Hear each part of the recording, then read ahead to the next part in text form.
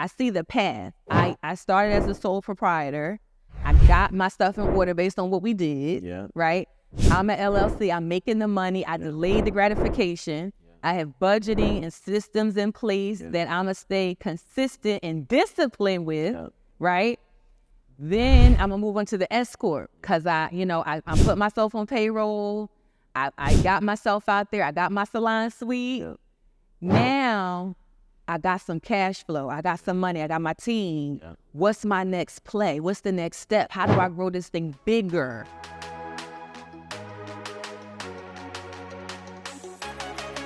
What's going on, guys? This is another episode of Mind Your Business. Listen, everything that you hear or see us do on this episode is not for you to implement without talking to your financial advisor, your tax professional. We are not your fiduciaries. Anything that you see that you want to implement, make sure you reach out to a professional so they can grasp your specific situation. Thank you. Four. We made it to episode 4, y'all. Listen. Mind Your Biz. That's right. YouTube conversation about all things business. Okay, so getting your whole financial house in order. We are so excited. We went through the first couple series was about taking you from the basement to the boardroom. Right. We're going to give you always a little bit of mindset in the beginning that flows into the next structure. So we did the sole proprietor. We did the LLC. We did the S Corp. Right. Today we're going to jump into the third part series of this is taking you to C Corp. I don't know if we're going to use the same company, but we're going to talk about the C Corporation and what its benefits is to you, why you should do it, why you shouldn't do it, if you're ready for it, or if you're not ready for it. So that's how we're going to get into it. That's right. So today's topic, though, is discipline.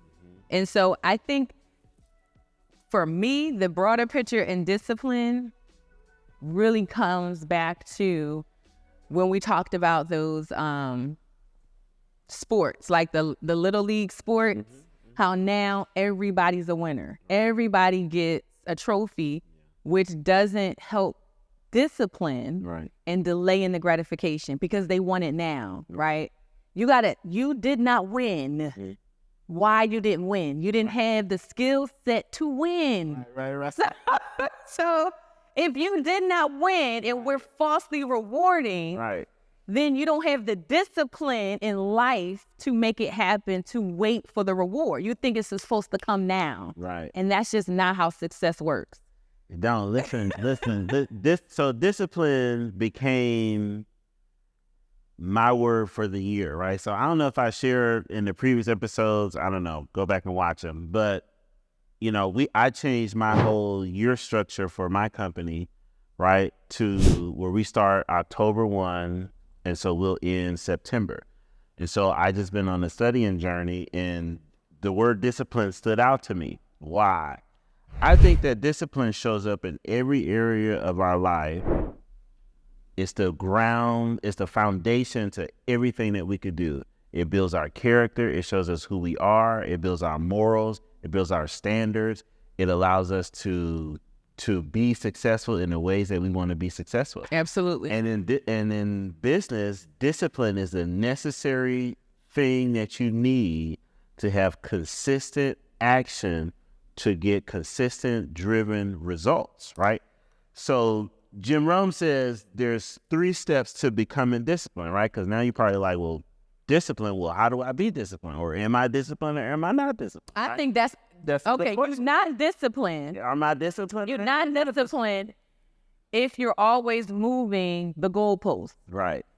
Point blank. If you set a goal and say, I'm going to lose 10 pounds in 30 days, and you don't do that, and you keep moving the goalpost, you're not disciplined. So there's no consequence. There's no consequence because you keep moving it. You keep eating the things you're not supposed to eat. Right. You keep doing, okay, well, I'm not going to date this type of man. I'm going to let him go. But you keep moving the goalposts because the next time he abuses, the next time you keep sliding, I'm going to let him go one more time. So discipline is really obvious to see. If you're not living the life you want, it's because you keep moving the goalposts. If you can't achieve There's no self-accountability. There's not.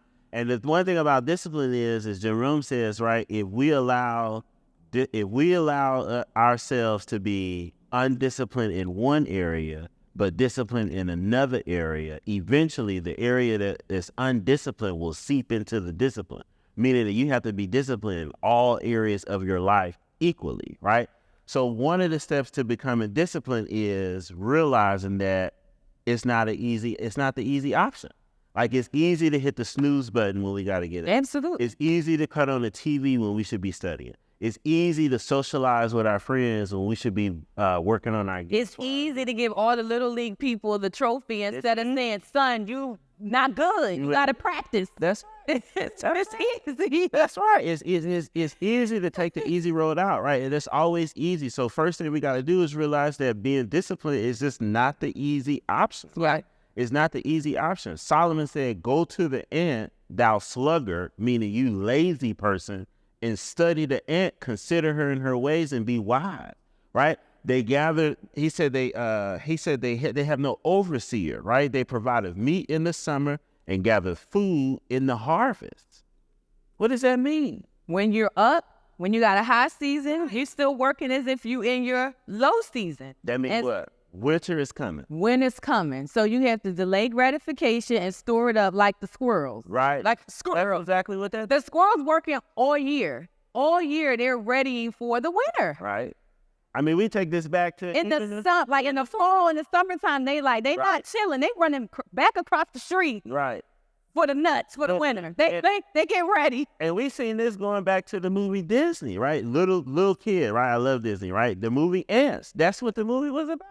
They gather food in their summers to prepare for their winters, right? So that's one of the things that we absolutely have to do. The second thing we got to do is knowing that discipline is a full-time activity, day by day. There's no breaks in this. There's no shortcomings in this. When I was in the military, they trained us to always maintain our military bearings. No matter, you can have whatever job you want to have in the military. You could be an assistant, you could be a supply specialist, you could be a infantryman, but at the base level, right, the discipline level, all people in there are soldiers first. We always got to maintain our military bearings 24/7. When you go outside of this post, right, you are still a soldier. So what does that mean? I can't be out acting crazy. I can't get drunk. I can't be belligerent. I can't be beating on my spouse. They don't play that. Why? Because they're not going to look at it and say, well, Tariq out here being drunk. They're going to say, there's a U.S. Army soldier that's out here doing these things. They say, just don't let us see it. Right. Because I know some army men beating their wives. There probably is, but there's some people who but if they say something, that's one thing about it. They have those rules to hold them accountable. Yeah. What they did do was condition you and discipline you on what they want you to do for the betterment of their business. Right. I need you to get here every day at 9 o'clock and produce for me so that my company can be successful.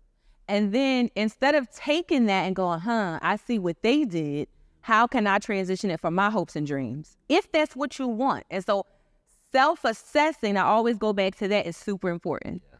You can't do what the world may want you to do. You got to do what your heart and what God wants you to do. Yeah. If you don't really want to be a business owner, then don't do it, because it is discipline. It is sacrifice. It is time. And so discipline is a thing that over time will help you knock down your goals, right? If you say, well, I'm going to set a 30-day goal, I'm going to be disciplined, I'm going to hold myself accountable, I'm going to get up every day at 6 a.m., and I'm going to make sure I plan out my day, I eat right, because maybe your thing is, you know what, I can't lose weight because I'm always rushing. I don't have enough time to plan out my meal. That's me. Yeah. I eat on the run. I'm horrible at that. So I got to pack snacks, healthy snacks with me all the time. But like when I get hungry, I got to pull out a healthy snack so I'm not like at the McDonald's. And he's like, why you got that McDonald's? I don't eat McDonald's. Not a part of your healthy journey. I'm telling you. You wasn't disciplined. Right. Because I let my cravings and I just need something. Right. But if I plan out my day, I get up and set the day. I'm going to get up at 5. I think about the day. I meditate. I pray and say, all right, let me pack my bag. Let me get my stuff. Let me get my little bar. Let me get my water. Let me get my snacks. I'm ready.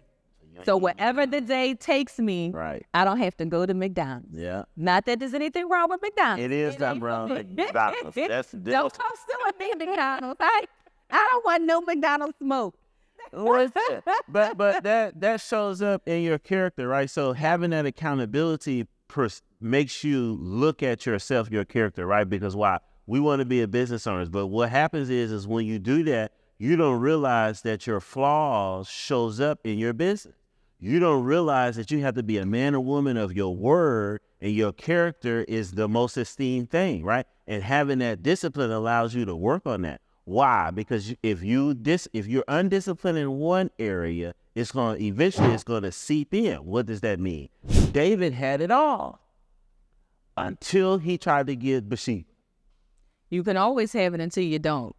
That's it. You could be going through some things like it's not this until it ain't. It could always be on the other side. And I think with discipline, real quick, it's real easy. You just got to do what you say you're going to do. Right. And it goes back to the first thing, right? It's not the easy option, right? David had it all, period. Then he befell Bathsheba, and guess what? It caused a problem, killed off her husband, created a baby, and what was the consequence of him not being disciplined? Death, because his first baby died, right? So we have to always make sure that we just maintain that thing. And the last thing, right, Jerome says about becoming disciplined is realizing a philosophy around discipline. And that is every disciplined effort, there's a multiple of rewards. So for every effort that I'm disciplined in, there's a multiple of rewards. That's go back to the law of sowing and reaping. Yeah. Whatever it is that I sow, that shall I also reap. And guess what? More abundantly. If I plant one seed, I'll have an apple tree, and it's not just going to produce one apple. It's going to produce multiple apples. Absolutely. And so then you have to go in what type of seeds are you planting, right? And so just to tie in also to what you're saying and giving a different perspective on it, your disciplines across the board, right? When we say what entertains you, trains you. Yeah. So you can't be disciplined in one area and not the others. The things that are in your ethos that are around you helps you move the needle forward, right? And so if you're like, prime example is Steve Jobs. He wore the same thing every day. Yeah. I don't have the capacity to keep worrying about my clothes. Why? Because my mind is focused on this thing. It was a discipline to train his mind, not have decisions. He was like, I don't even want to focus on what I wear. I'm going to wear this black turtleneck every day so I can put my brain power to what's going to move the needle for me. So I'm disciplined in that space. So we have to look at the areas in our lives that's not moving the needle, that's taking up the decision fatigue. So you can stay focused on the task at hand, which is to move the needle in your business life. Yeah. Right? Because that's what we want. We want the financial freedom, right? You're doing this for what? Because you want some type of reward. You want the financial freedom. You want to spend more time with your family. You want to be able to give them the luxurious things of you or whatever, a nice house. Well, why? You're doing that for a reason. How do you get there? Discipline. It doesn't just happen. And so people look at other successful people sometimes with envy, right? But the envy part of it is to me the work. For yourself. The work. And so be envy of their work ethic, not the stuff. It's like, dang, how were they able to do that? Admire that. Admire the work ethic. How did they do that? Despite whatever obstacles happen, because life is happening to all of us. And they were still disciplined enough to do it. I got to focus on it. Yes, my grandmother died. She passed. She's sick. She got COVID. My son is sending love letters to girl, but I got to stay disciplined. Stay focused. Right. You know what I mean? Right. I'm concerned, but I got to keep my eye on the prize and stay focused. Yeah. Because at the end of the day, that's what's going to matter. Yeah, I mean that's the only thing that will keep you grounded in what it is that you looking to move forward to do. Right, discipline allows you to let loose the distraction. What's a distraction? Anything that stands in the way of you getting exactly what you sought after, exactly what God promised you to do to serve his people. Anything. And that could be anything or anyone. Your mom, your dad, your grandparents, your children. All that stuff becomes distractions when you're not getting or doing the things that God put you here to do, period. And it might look a certain way. It might seem like, oh, if I do this, I don't want you to feel a certain type of. I don't want to neglect you because I'm trying to take care of myself and produce or make my business to be successful. And I just don't want to, I don't want you to feel that I'm not there for you. That's a distraction, being really honest. It's about segmenting how you show up for people and what that looks like, you know what I mean, in the different, it's not me. It's just having an honest conversation and saying, hey, well, right now I can't go do the thing because I got to do this. Now, next week, we might get Listen, I've always been like this. So through school and through college, I was very disciplined and focused. I rarely went out with my friends. I would see them at the end of the quarter, like spring break, hey, y'all, and I'm back into the books and I'm working, right? It was very intentional and I had to stay focused because I needed to finish to get my degree. Yeah. I need to finish to do the things that I thought was going to make me successful, that as coming from a single parent household that my mom said, you got to finish school. Right. We got to break this curse here. I didn't go to college. Yeah. So college was supposed to be the escape magnet to get out of poverty, to elevate. And that's what I did. Yeah. But I had to stay focused. I didn't want to let my mom down on me. So I was disciplined, right? Being a ballet dancer helped, of course, right? But I was like, nope, this is what I have to do. So I delayed gratification. My friends were partying. I'm like, no, I can't. I can't do it. And so starting from when I was a teenager, discipline was always like super important. I delayed and pushed that stuff back and I had to stay focused. And so now into my adulthood, it's there. I see it through everything. I'm successful. I'm able to do certain things because of my discipline, and I'm able to overcome adversity because of my discipline. And so when we think about going into the next corporation, right, it takes a lot of discipline to go into a successful corporation, right? And of course, as a small business, you could be a corporation, but it may not benefit you. So when we talk about corporation, we're talking about a money-making company, right? Of course, you can be a corporation tomorrow. You can sign up, but that doesn't mean that you put in the work to be a successful corporation. We're talking about companies that could possibly be on the stock market, right? We're talking about companies that are growing to be Fortune 500 and legacy builders, right? That's what we're talking about when we say corporation. We're talking about legacy building, that you want to leave your family something.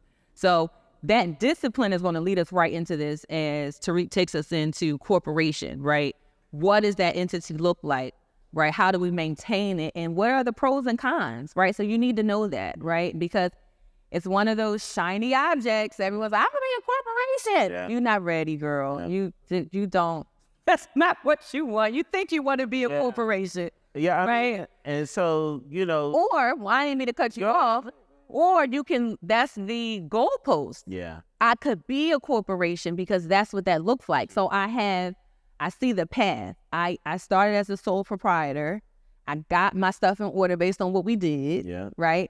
I'm an LLC. I'm making the money. I delayed the gratification. I have budgeting and systems in place that I'm going to stay consistent and disciplined with, right? Then I'm going to move on to the S Corp because I'm putting myself on payroll. I got myself out there. I got my salon suite. Yep. Now I got some cash flow. I got some money. I got my team. Yep. What's my next play? What's the next step? How do I grow this thing bigger? Yeah. Right? Yeah, so when you think about corporations, right, just like any business owner, there are a ton of business owners, right? And you can look up the stats, right? So I think even over COVID, there's many people who became business owners, right? So let's do the sports analogy. So we look at any team. We look at a basketball team. We look at a football team, right? There are so many players on a team, right? There are so many people on a team, but not everybody gets to play. Nope. There are so many players who are good and who are great, but not everybody exceeds greatness. You only have a few people whose names you will always remember based off what they did and how they showed up in their marketplace, right? And the same thing works for business, right? So we took you through that journey, but it's the discipline for you to sit down on a weekly basis, right? To look through your financials, Please. to look through your books, to see the business activities, to understand what's going on day in and day out, to read the numbers, not just the financial numbers, but those are important, but the activity numbers. How many phone calls am I making? How many products are we selling? How fast can I make a product versus how fast can we ship it out? How can I shorten up that time, right? Because everybody want to be a millionaire, and there's many ways to do it. Because you could work a job, shout out to all my 9-to-5ers, and make $30,000, $40,000 a year, work 30, 40 years, and accumulate over that time $1 million. But how do we measure success? How fast can we get to $1 million, and how often can we do it on that fast pace, right? And that's success loves speed. That's what this is about. How can I make $1 million in a year? Then I might want to see how can I make $1 million in a month. Then I might want to see how can I make $1 million in a week. Then I might want to see how I can make $1 million in a day. Hey, now. And what's the activities it takes to do that for us to succeed at that level? Do you want to be in the game and be mediocre? Do you want to be average at best, or do you want to be above average, right? So we're going to walk through the corporation, and if you looked at the previous episodes, this is part 3 of a 3-part series. We took you from the basement as a sole proprietor, right, to the LLC, to the sole prop, now to the highest of the rewards. Yeah. And why did we do that? So you can see the whole journey from the salon business that we did, and we started off premium. We didn't even start off regular. So you see the whole journey from beginning, from its inception, all the way to the end result of what this looks like, right? And so as I walk through this. And the disciplines. Right. The disciplines that the avatar that the person had to have to reach each level, right? So it wasn't just about making the money. Yeah. It was the disciplines that they had to have, right? The budgeting, the delaying the gratification to reap the larger reward, right? Jumping over the quarter to get to the dollar. I don't need said car now. I don't need said house now. I don't need to go on said $1 million vacation now. I need to delay, because that, if you look at all the series, it was discipline. It was discipline.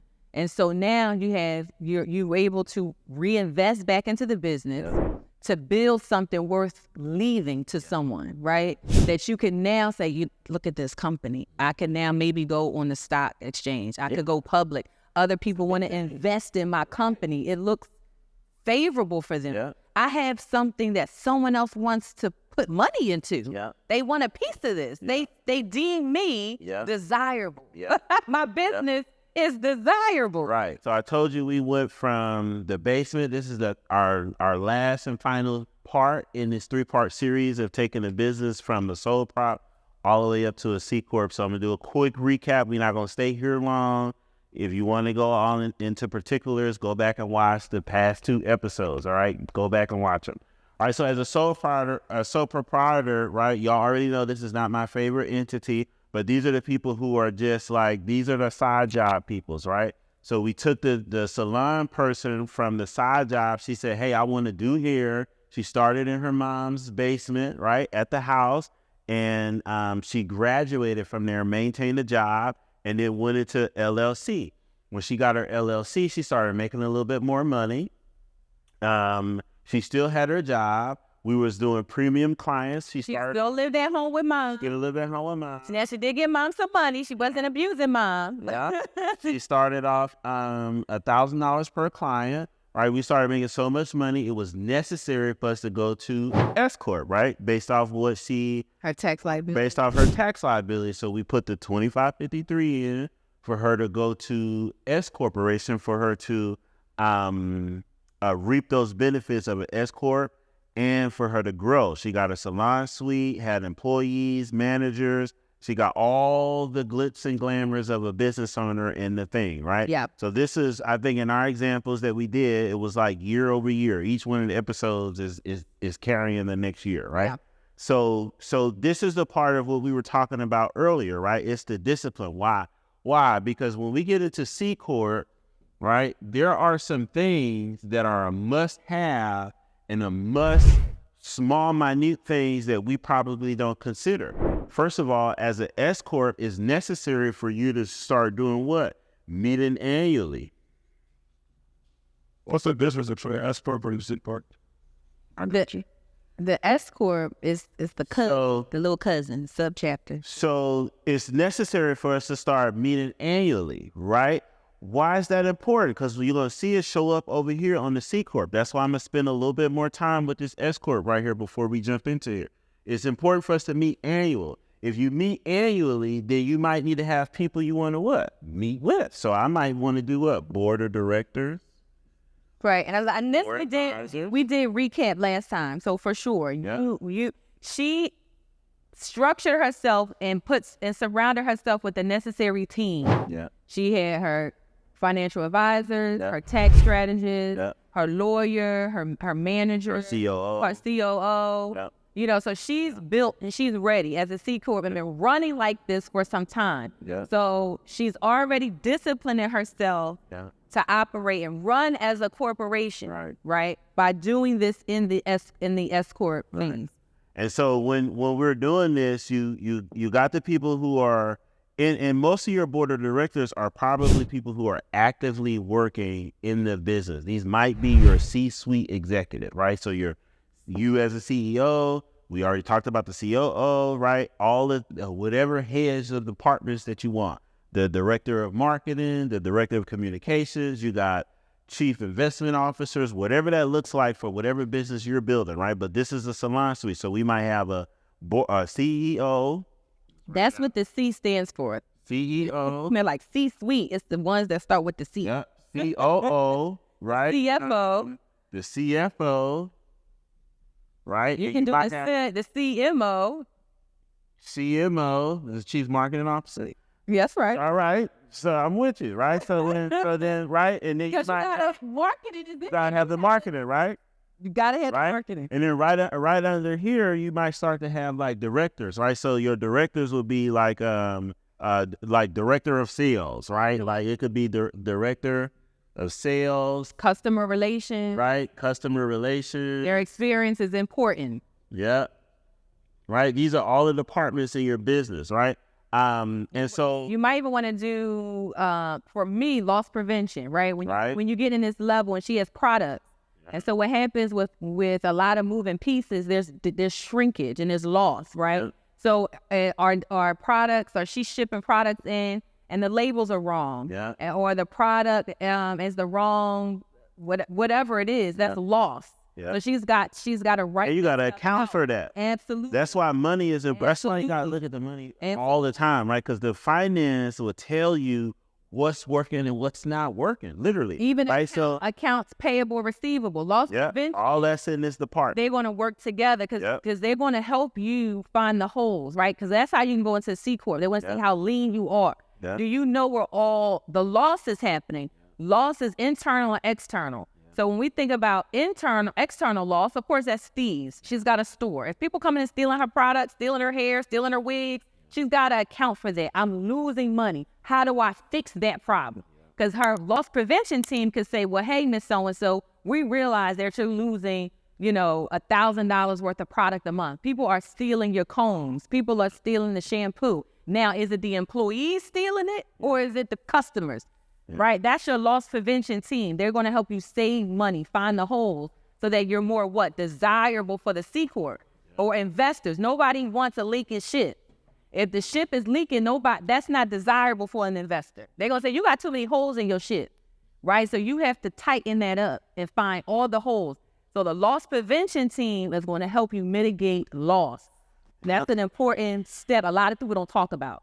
For sure. Prevention. So one of the other things too is your shareholder, right? Because once we go to S Corp, you as the owner, you become what's called a shareholder, right? As an LLC, you're probably a member or manager of the LLC. We got to start using the right language, right? So as an S Corp, you become a shareholder, right? You hold shares inside this company, and with the S Corp, you can only issue one class of stock, right? So just like we go on to whatever our brokerage account, Robinhood, all the other stuff, right? And you're buying up shares in the company. That's the same language we're talking about in the S Corp. But in the S Corp, you can only have one class of stock. That's one of the reasons why I only recommend that the S Corp might need to only be managed by one shareholder, which is the member. Like I wouldn't want to have more than one shareholder in here.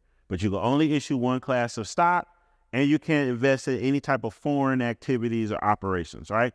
So why is this important? Because once we have the discipline to go from sole proprietor to LLC from the money management perspective, watching our activities on what we're doing, and although it's not required as an LLC, but having our annual meeting, especially for those who are in partnership. What's partnership? I'm talking about the husband-wife component of it, right? Or kids, right? Our board of directors, because you can have board of directors, meaning my family, it could be me, Farrah, and our children, the spouses are board of directors for MindinYaBiz corporation, but all of them don't actively work in the business. Correct. But we'll come to them to say, hey, these are the things that are going on. Here are the things that we're planning on doing. And we start to have what's called shareholders meetings, right? Because if we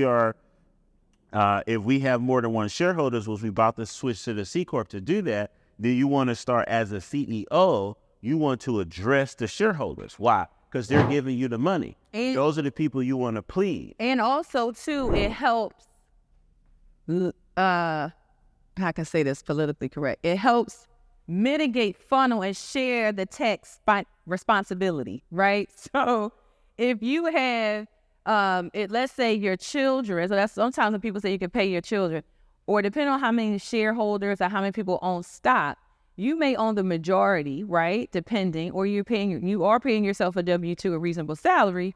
So the profit, you got to think, I'm jumping over the quarter to get to the dollar. Sometimes people don't want to share, right?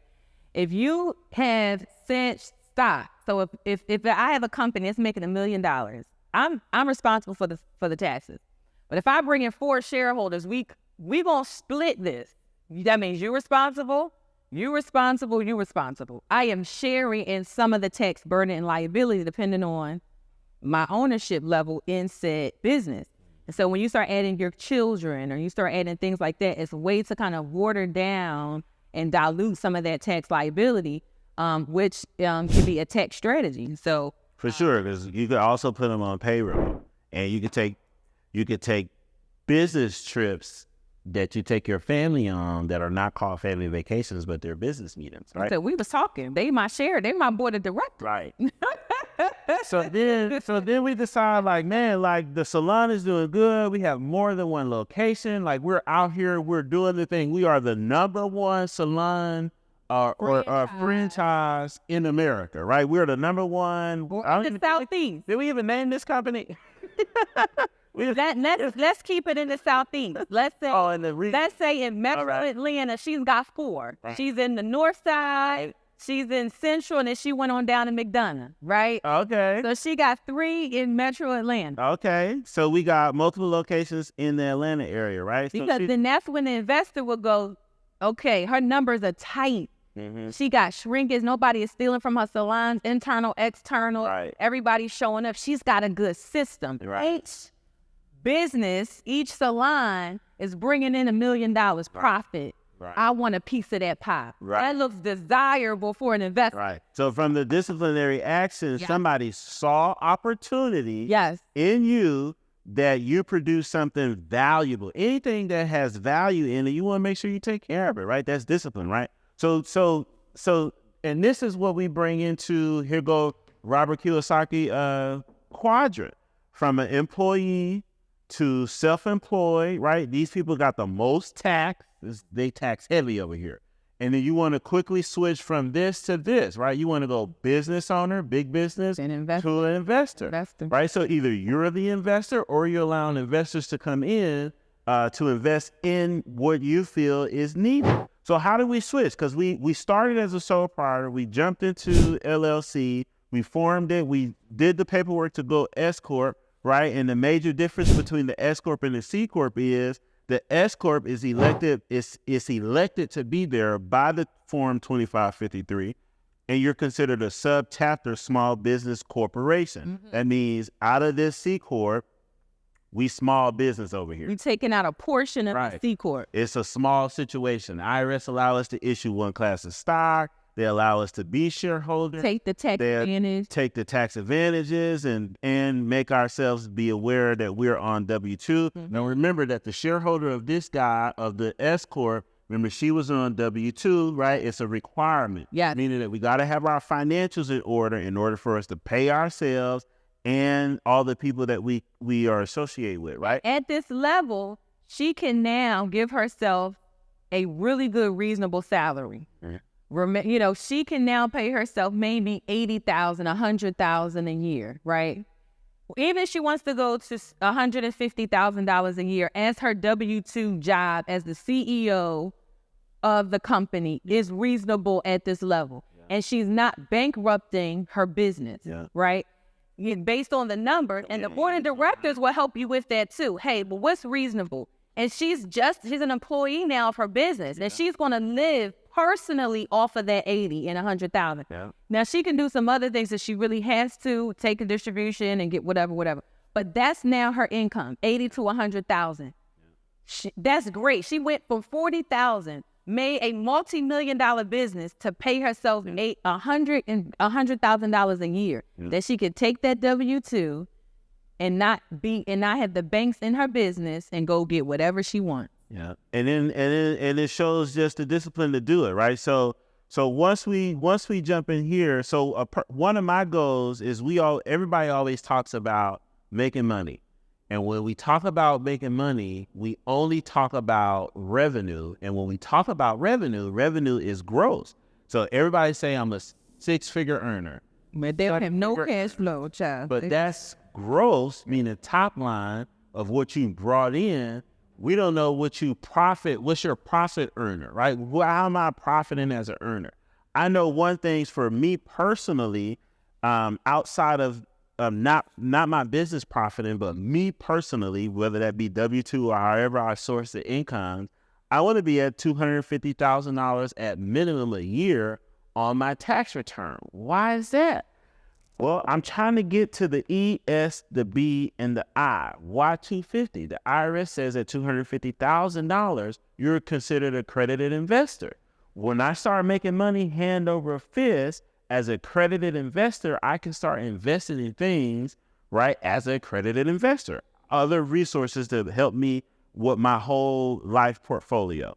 So we're going to switch to C Corp.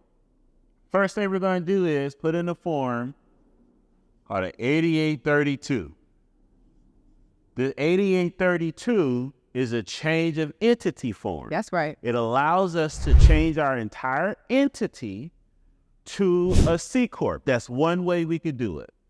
The other way that you could do it will be just to start a C Corp as a part of your, I don't know if we talked about it, but as a part of your wealth matrix or your legacy map is what I call it, right? So we at the bottom level, we got the trust, we got the left side, right side, business operations.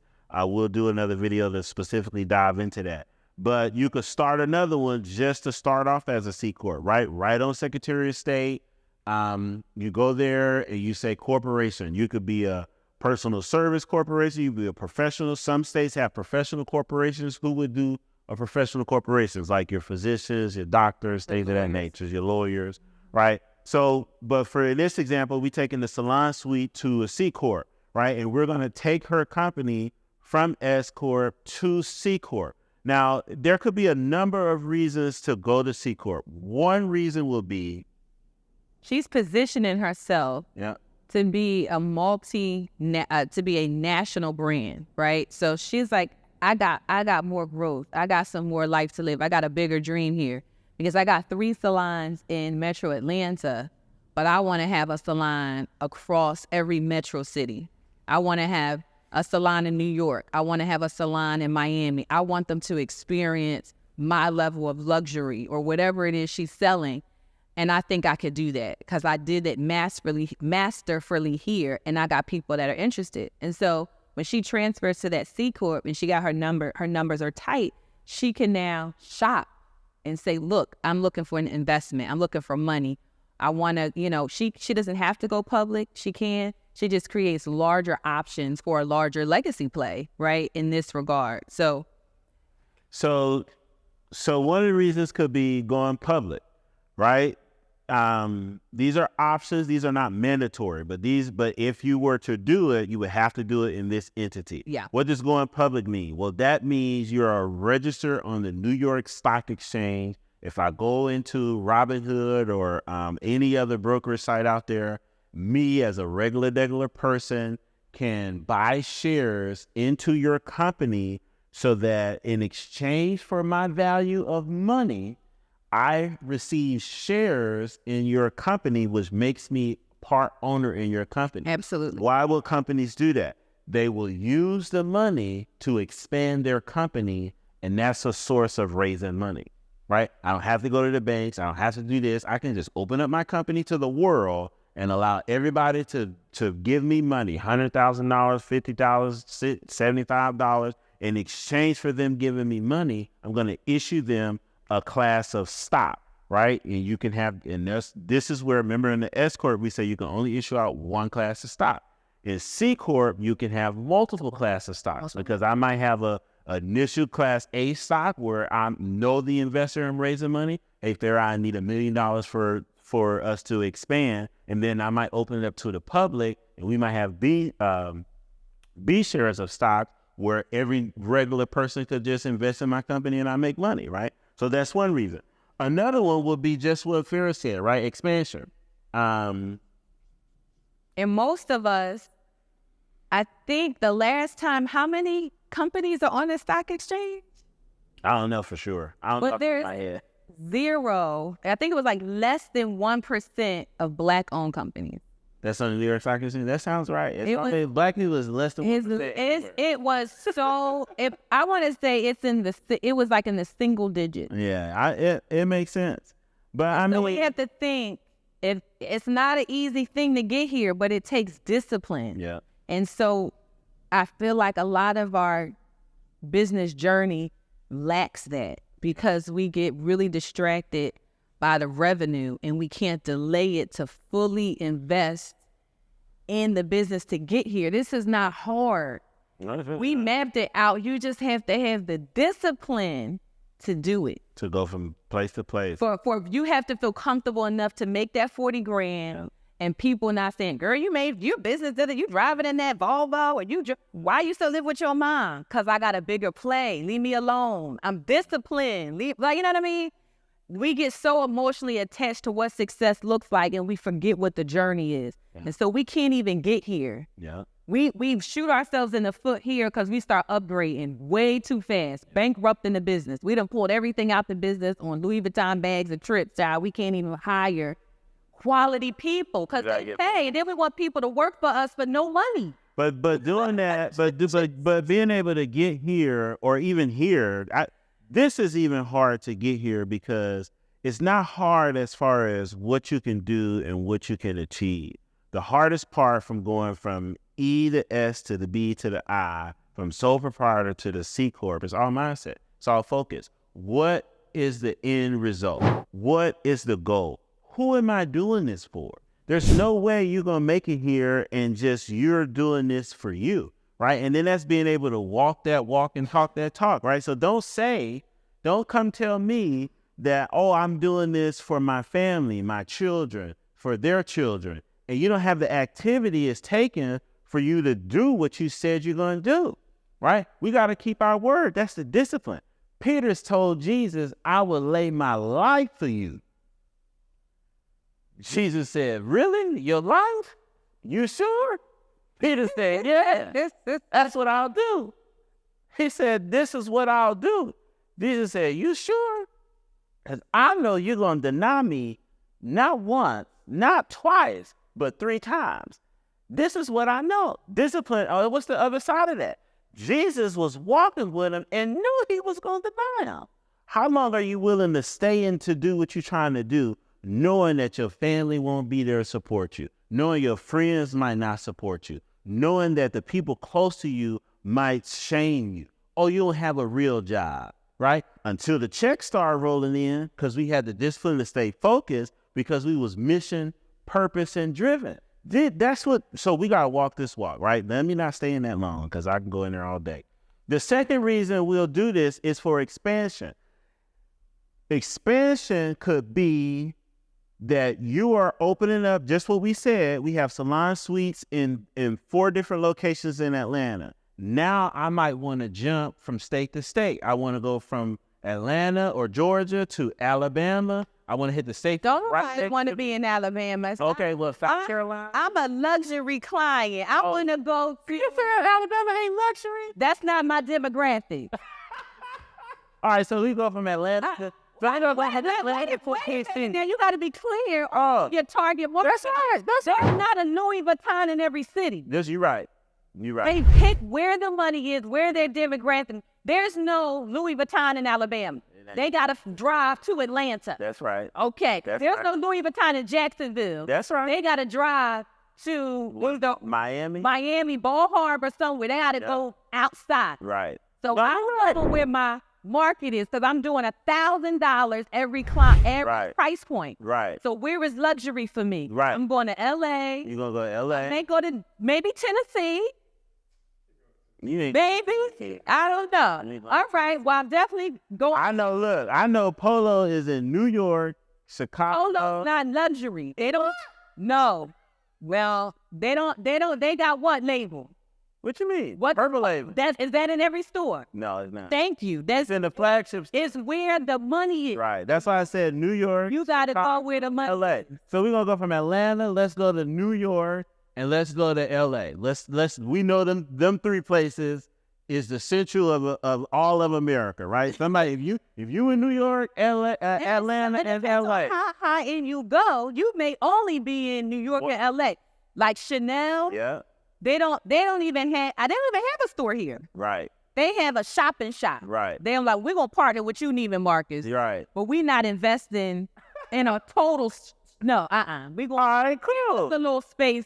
This is, you got that. So we expanded. So now we open it up more than one location, right? With expansion, you really have 2 options, right?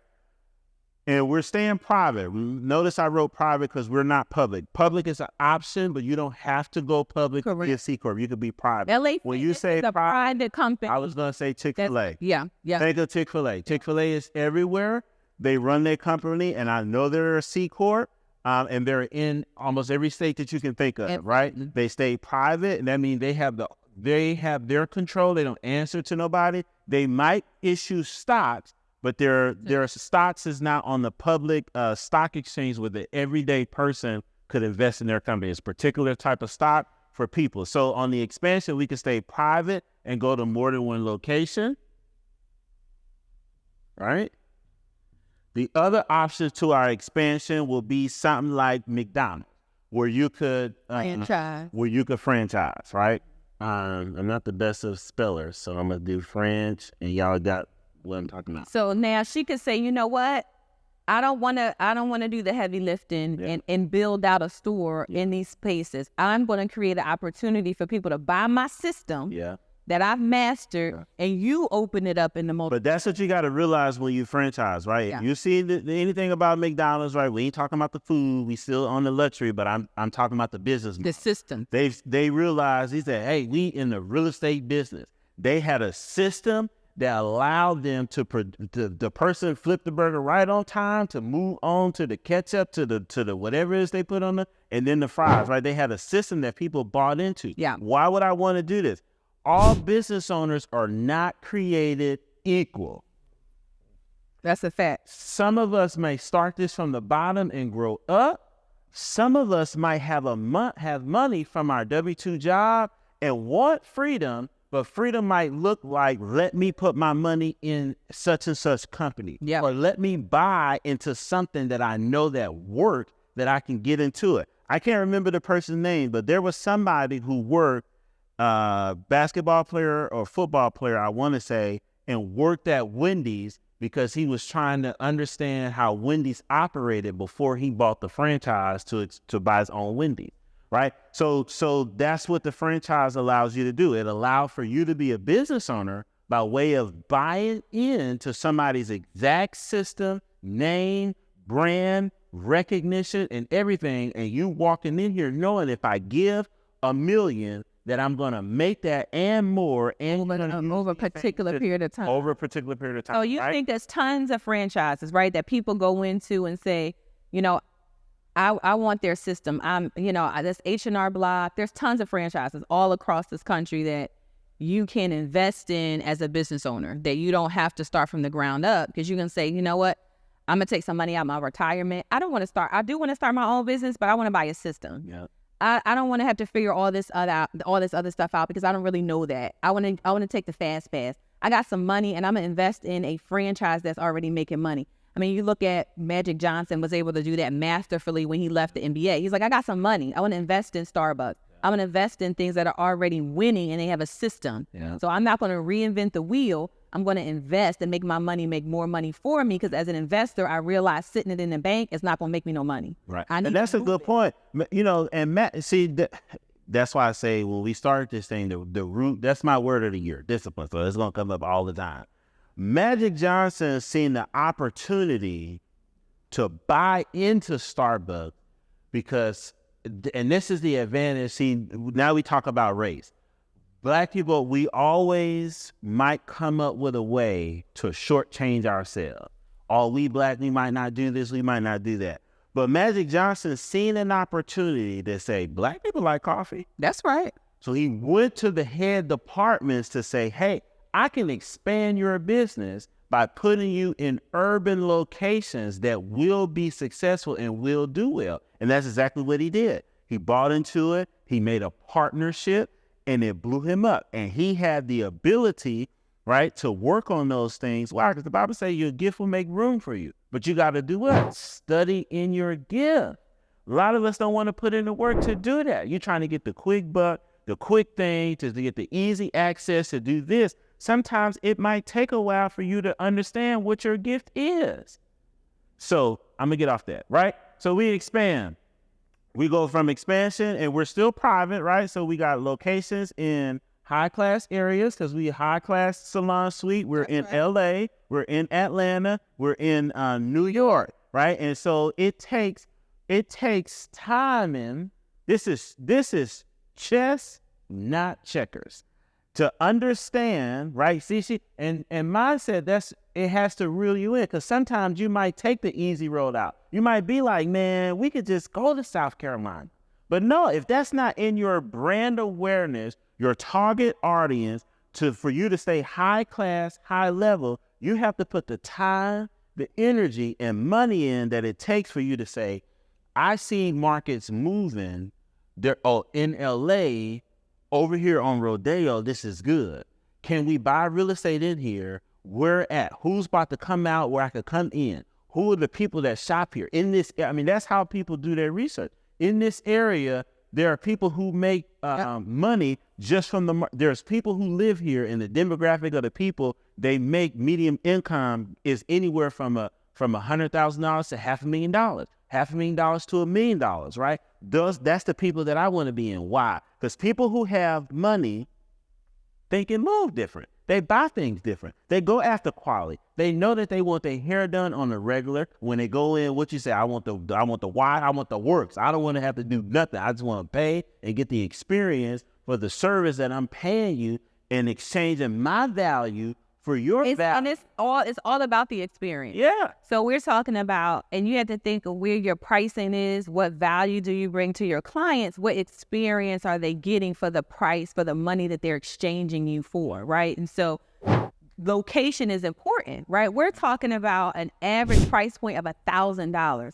I don't want you to go to the cheapest place, right? Because the cheapest place, for me, I might not feel comfortable pulling up into the cheapest place. Like, you got to get me into the safest place where it has the greatest value, that when I drive, I'm like, okay, now I see why I'm paying $1,000, right?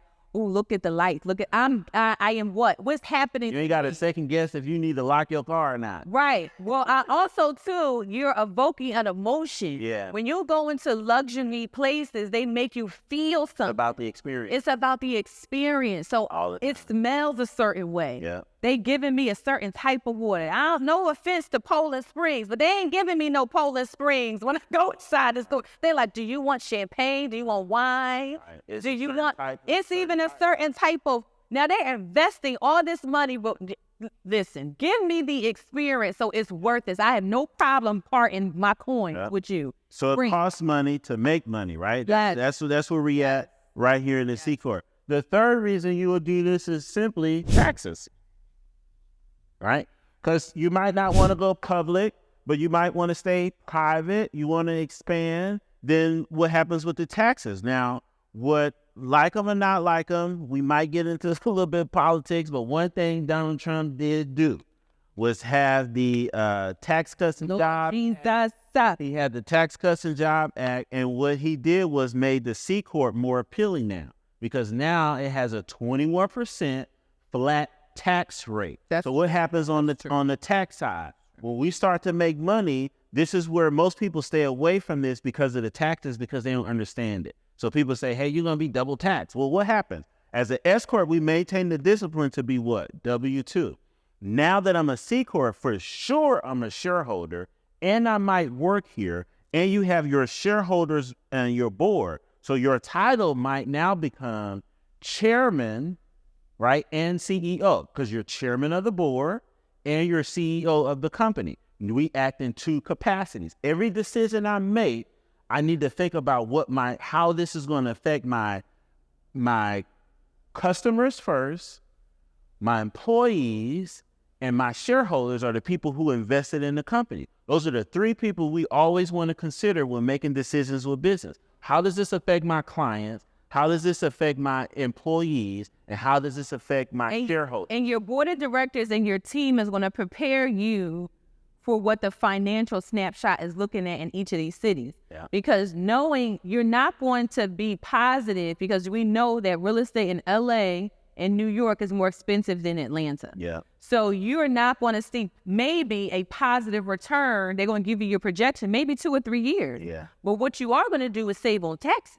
Yeah. Because you're going to just buy into it. Absolutely. And you're be like, no, I put out for this. I had to redo the shop. I had to buy new employees. You're going to put out so much money, it's going to help offset some of that. So taxes. That's the plan. That's the plans. But you may not see a positive net in maybe 2 or 3 years in some of these cities. Yeah. But you got a long-term strategy because you already disciplined. So you're not like, well, I'm not expecting to make my millions back. We began with the end in mind. Absolutely. Right. Absolutely. So taxes got 3 layers to it. The company itself has to pay taxes on the profits that it brings in. So if I made $5 million, we spent $2 million, I got $3 million left, I'm paying 21% on the $3 million. That's basic math. That's how that works. The other part of it too is, as a shareholder, you're paying dividends, right? Because now you get issued shares, and you get issued the shares, and you have to record that what comes on a 1099-B, just like if you was investing in Robinhood and get your account every year from Robinhood. This is your tax document. And then because I'm CEO and my salary jumped from, we've been probably making way more than $100,000 as a CEO and chairman in the C Corp, right? I now have W-2 to file on my personal taxes, which is where I'm paying taxes in all 3 areas. This is 21%. This could be anywhere between 18 to 21%. You might now pay yourself.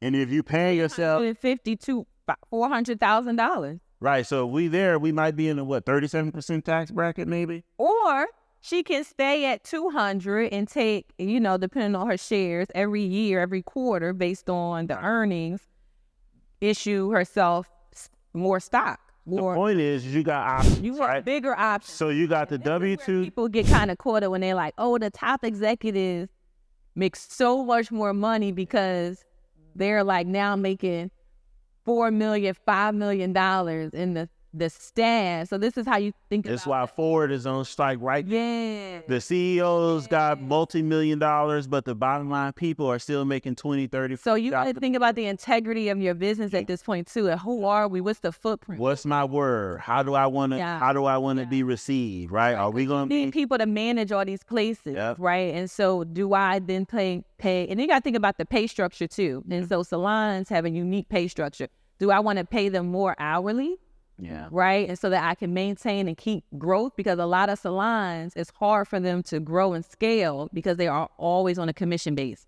Yeah. But that's a different topic. For sure. But in this tax piece, it's an important conversation. Why? Because everything comes down to the numbers. What does the numbers look like, right? What decision am I going to make based off how much taxes I'm paying or not paying? Based off what I want on my W-2, right? What are my personal goals in this and what I want to get out of it so I can make sure it serves me and the people that I'm meant here to serve, right? So the taxes piece is going to be a thing, right? So at the 21%, we might delay sending out distributions to the shareholders, and we might want to use the money to reinvest, right? Would you... A company that comes to mind is Warren Buffett. Warren Buffett does that. When you buy into his company as a shareholder, they don't issue the dividends because he used every cent that he makes and get to reinvest in the company for the company to be ahead. So they're delaying that gratification on this. And those are decisions that you make at the board level, right? And why do I still have this here? Because every year you'll start to do shareholders meetings. So this is one of the fourth requirements, making sure you're being informed. And most of these meetings, the public meetings too, are public. Like they'll be on C-SPAN or they'll be out there, but you have to let your investors know how the business is performing. And it's public. You have to have this stuff written up, done, and explain where your money is going and how it's public knowledge, right? So the company might not be public. It could still be private. But at this level, you want to have it's public information, because now a part of these taxes, there are certain requirements, there are certain SEC requirements. Yes, the government is in it. Right. So we got to make sure that we do in our proper investment relations stuff. So anytime you want to see this, right, like Berkshire Hathaway is probably one of the best to do it. But most companies that are at that level, you can go on anybody's site and look for the investor relations tab. And it's going to tell you from an investor what the company is doing. They have their vision, they got their mission, they got their projects on there, they have their financials on there, they know they got the 10K report on there, they got the quarterly report on there. What did they just bring in this quarter? How much money did they pay out? What did they do annually? The shareholders letter is you as a CEO and chairman writing to your shareholders to tell them what happened.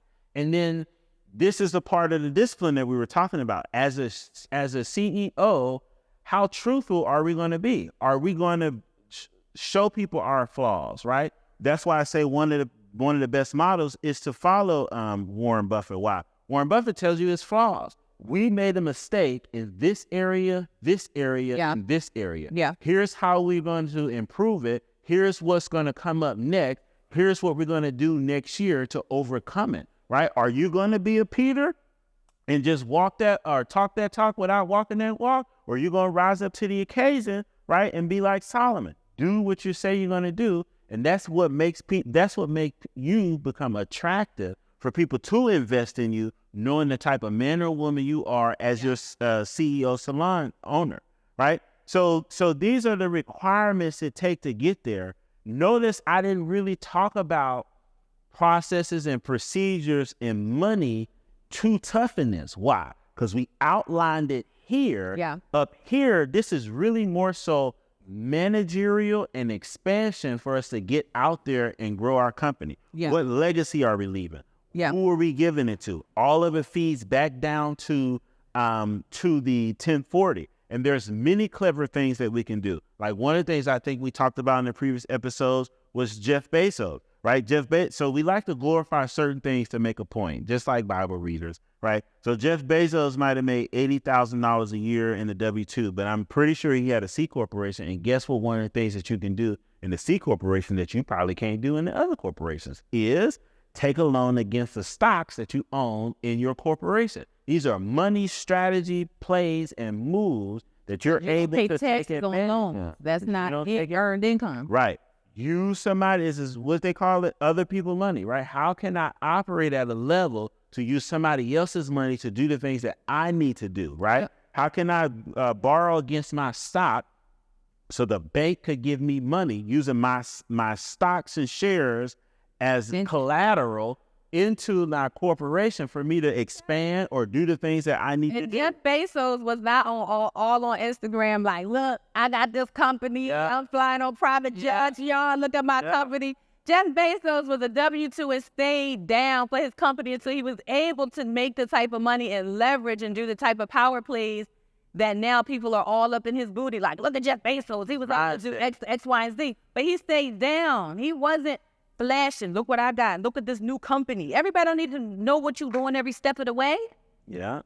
So hopefully, hopefully we help somebody. As a salon suite owner, you could take the salon, you could substitute it for anything that you want to substitute it for. Yes. It could be the tax office. It could be the law office. It could be the rental car space. It could be the construction company. It could be whatever you decide. We gave you the blueprint to think premium. Why? Because why get into this and settle for crime? And she's not going to be doing the same thing, right? Because you have to also think about your marketing strategy. We didn't talk about that, but we could talk about it another time. Her marketing strategy and who she is not solely tied to her as a brand. Yeah. So she is invested in build her business based on some other things that we can, like anybody that goes public, it's not heavily a brand marketing company. Right? Most of the companies that are in the stock exchange, you do not know the owner. It's not a brand thing, like except for a few. But most of them that jumps in there now, like one of the buzzwords that came up is Lululemon. Lululemon is one of the top things.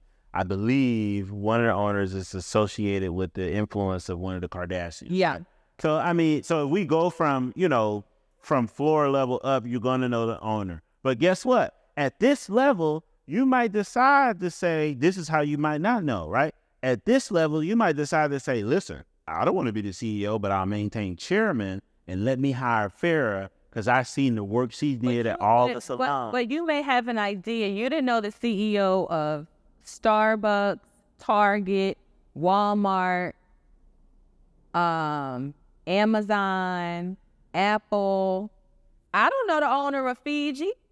Right. These are multi-million-dollar companies. But you got to look at how long that they've been in operation, and then our awareness of their. But they were successful businesses. For sure. We knew who the owners were. For sure. Right? But their marketing and strategy was not based on them as the owner, right, but as the product, and the brand, right, what this could do. Right. Because I'm sure the owner of Fiji is probably somewhere in Fiji. Might be. And I don't know. We don't know who this is. We don't know. But he not on Instagram like, look, I got me a water company, y'all. Even as he was ascending. So meaning that you don't lifestyle branding is not always a thing for your company to expand. You can have a brand as a person, have a brand as a CEO, knowing that, hey, this I might be ownership, or you might move like the puppet master and do things, but that's all about how you see it. I just feel like personal brand companies are limited. Right. Because it's so heavily tied in who you are, right? Like if I'm a coach, like think about a C-Corp multi-million-dollar company that's associated with a person. Right. Besides Oprah. Because right. Oprah is brand. Right. But she had a show that got her there. Right. And maybe besides Tyler Perry. He's arts entertainment, multi-billion-dollar company that's tied to him. Right. And besides them, that's out of entertainment. I don't know of a company brand that's personal brand tied that's in this realm. I think I might disagree. So I think because most of the companies, maybe Grant Cardone. Right, but we only thinking of people who we might know. Because they heavy brand. Brand is like personal story. I'm on Instagram all the time. I'm showing you every step of the way. You can build a business with all this. Yes, you can. We just talked about these people. Right, but we don't know. But in the heyday that Fiji started, I'm sure there was peers who knew who he was. I don't know who he was because I haven't looked it up. Well, we talking about having your brand up. Now, okay, for example, I will go into Drake software because we're in Texas. Right. Drake software, as the software company, but we don't know the owner. The owner is not like, I own Drake. Right. But the company has an Instagram and a Facebook. Right. And they're pushing that out there. Well, yeah, I guess versus the personal brand attached to the thing. Right. Right. And so most C Corp companies aren't personal brand connected. Right. But I think eventually they may come out because they're doing TED Talks. They want to, how you do it? This what? Then they out there later. But while they in the jungle, they not I don't know who the owner of Drake is. Drake. Sure. So, and that's one of the top tech software companies. Yeah. No, you're right. I mean, I guess it depends on the But it's how they started the company, and they had a marketing strategy, and how they were going to be exposed to the market was not about brand, personal awareness. Tie in that personal story. Yeah. It's about the product, right? But what they did was in the beginning. Who the owner of QuickBooks? Right, but those are software companies, so I can see why you don't really need to attach a personal brand. But that's why in the C Corp, it's the product. When you go to those companies that like by the time you get here, you should have your product should be recognition for itself, right, or service. No, I see what you're saying. I get it. All right, so look now, we took you. This is the final episode in this 3-part series from taking you from the basement all the way up to the boardroom, right? We went from B to B, basement to the boardroom. We took you from sole prop all the way to C Corp and what that means, the structure, the design of it, how to get there, the mindset it takes to get there, the discipline it takes for you to reach these higher levels, right? This is going from good to great, right? How can you be good to great? We said it already. There's many businesses out there. There's many business owners that's out there. But how do you separate yourself from those who are mediocre to those who are great? And it's following the examples that we gave, going all the way to C Corp, and we take it back down to the base of going from the E to the B to the I. All right? So that's our wrap up on this board and this topic on the C Corp. So look, guys, we took you guys all the way, like we said, to the C Corp, and we hope y'all enjoyed the journey. I love the journey. We're still in this journey, right? Don't think we're far removed from what we're doing. We're both CEOs in our own right. We're both managing companies. We're both partnering on things, always collaborating, right? So it's all about the journey. Yeah. And so we walked you through a journey in the perfect world, and it could be yours if you choose to do it. That's right. And it's not, and like he said, we are in this, and sometimes we always have to check even our own discipline. Yeah. Like, let me get back on track. Let me reset, because we know life. And so though we say, this is really realistic and obtainable, we know it's a lot of hurdles you got to get through, because it's a lot of emotional things that you have to overcome to delay that gratification, right? And to withstand some of the temptation to want to go to Paris and buy the Louis Vuitton bag and buy the designer car, right? Yeah. Right? So we understand that that it is work. And so we're not throwing it out like, hey, it's easier said than done. We know that. But that's the difference maker in those who are successful. Yeah. Because if it was easy, everybody would have this, right? And so you have to say, am I the 1%? Am I the best of the best that could rise and delay gratification to get this? Yeah. And so that is a constant struggle that we have with ourselves. I know that I do on a regular basis. Nope, we don't need that. Yeah. Nope, we don't, because my picture is bigger. And I have to disrupt we talked about this before, my financial algorithm to do the things that I need to get done. So this is not saying this, and we're not talking about this in vain, and that, it's a theory. It's something that we're actively practicing and doing. Yeah. So I hope, like he said, you enjoyed this episode, and we're hoping you mind your biz. Yeah. And just to sign off, Mrs. Fab Financial, tap in. Cool. So, we'll see y'all next week. Same time, same place, right? And we'll see y'all on another episode of Minding Your Business. Peace. Don't forget to like, share, follow. Click that subscribe button for our channel to grow. and share it. Don't be selfish, guys. Share the information with your friends, your family, so we all can grow. We all can achieve the greatness, right? We all can become who we want to be, right? So one of the greatest said, once you learn something, it's your responsibility to go back and teach it. And that's what we're here to do, right? So like, share, follow, and I'll see you on the next episode. Peace. We should do family business next week. Remember feeling low, feeling ashamed. And I was like, but my mom said, I get it. Because I was like, Mommy, I don't want to do it. I feel like, everyone's laughing at me. We talked. My mom was like, yep, they are probably laughing at you. They are talking about you. They probably calling you stupid, ain't they? I was like, yep. She was like, okay. They gonna call you stupid, dumb, aha, you failed the 3rd grade. That's not gonna change your reality. All right. What changes the reality? All right. You doing the work. Doing the work. Yep. So she said you could sit here While and not go to the tutor, Yeah. not get better, Yeah. and think about what these people calling you. Or you could do the work, go to the tutor,